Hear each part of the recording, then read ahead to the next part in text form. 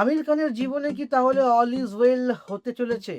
কিরণ আর রিনার পর এবার কি গৌরীর গলায় মালা দিতে চলেছেন মিস্টার পারফেকশনিস্ট? আমির খান সাহেব যেন প্রমাণ করে ছাড়বেন যে প্রেমে পড়ার কোনো বয়স হয় না। 2025 সালে নিজের 60 বছরের জন্মদিনে প্রেমিকা গৌরী স্প্র্যাটের সঙ্গে দুনিয়ার পরিচয় করিয়ে দিয়েছিলেন তিনি। আর এর মধ্যেই খবর রটে গেছে যে আগামী 5ই জুলাই নাকি তাদের 4 হাত 1 হচ্ছে। হ্যাঁ ভাই, আমিরের তৃতীয় বিয়ে।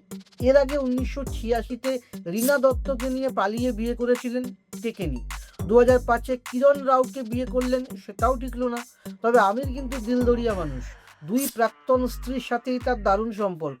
এবার তিনি গৌরীকে নিয়ে বলছেন ও নাকি ওর জীবনে আশীর্বাদের মতো এসেছে। ওর সাথে থাকলে নাকি উনি শান্তি পান আর নিজেকে পরিপূর্ণ মনে করেন।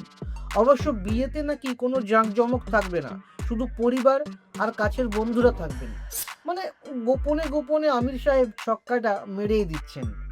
60 বছর বয়সে এসে আমিরের এই তৃতীয় বিয়ের সিদ্ধান্তকে আপনারা কিভাবে দেখছেন?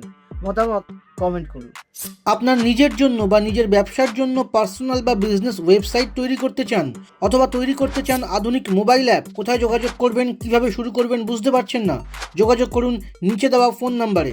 আপনার সমস্ত প্রশ্নের উত্তর পাবেন এখানেই।